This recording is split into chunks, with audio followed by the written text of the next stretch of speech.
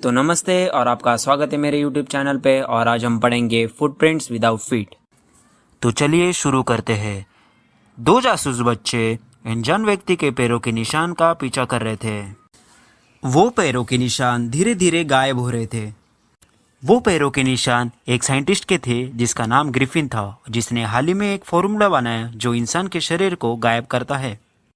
Griffin बहुत गुस्से वाला आदमी था और वो कानून बिल्कुल नहीं पालता था। थोड़े दिनों पहले ग्रिफिन जो घर में रहता था उसी घर के मालिक के साथ उसका झगड़ा हुआ।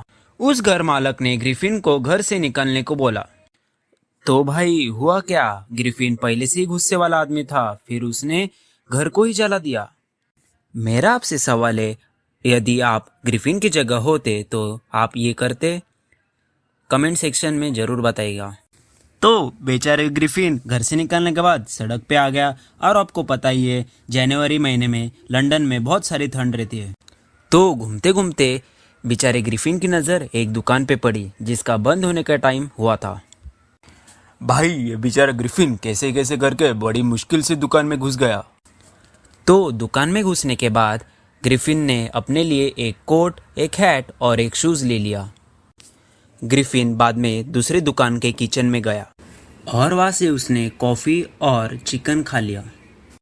उसके बाद वो ढेर सारे गद्दों पे सो गया और वो बेचारा ग्रिफिन वहाँ ही सो गया। और सुबह उठने के बाद उसने बहुत सारे लोगों की भीड़ देखी जो उसको पकड़ने में जुटी थी।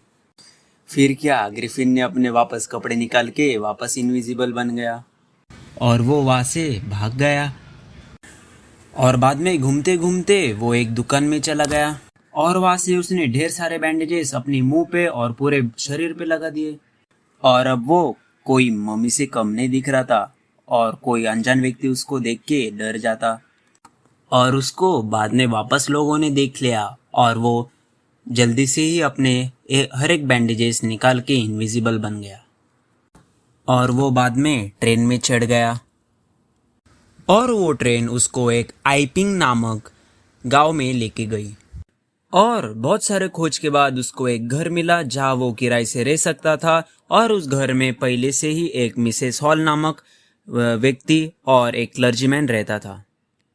मिसेस हॉल को थोड़ा डाउट होने लगा ग्रिफिन पे, उसके हरकत पे, पर उन्होंने उसको इग्नोर कर दिया क्योंकि उसने एडवांस में ही पेमेंट कर दिया था।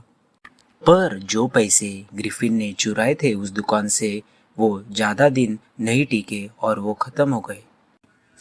तो ग्रिफिन के पास पैसे नहीं थे मिसेस हॉल के किराए देने के लिए।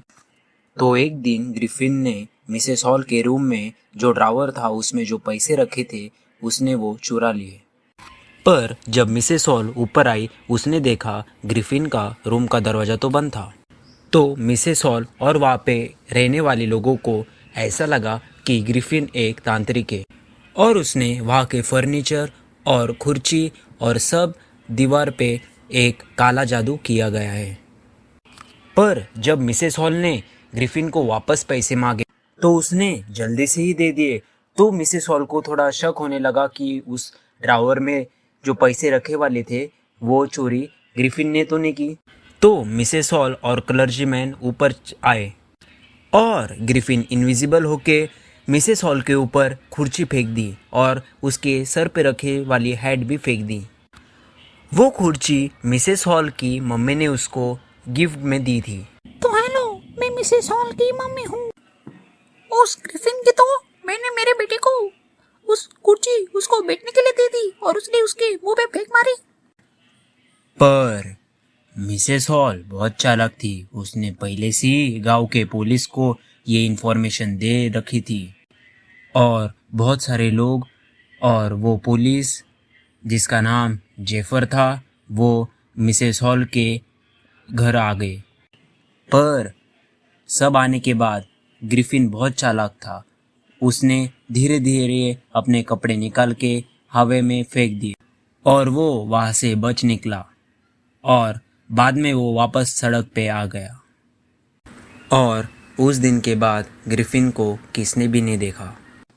और ग्रिफिन कहाँ गया, कहाँ रह रहा, किसको भी नहीं पता। और ये कहानी लिखी गई है एच.जी. वेल्स के द्वारा। तो भाइयों और बहनों, प्लीज़ मेरे को सब्सक्राइब कीजिए क्योंकि ये वीडियो बनाने में बहुत मेहनत लगती है। वो एनिमेशंस और पूरा स्टोरी लाइन बनाने में बहुत मेहनत लगती है। सिर्फ आप सब्सक्राइब कीजिए और मैं और वीडियो बनाऊंगा, ये मुझे ताकत देता है।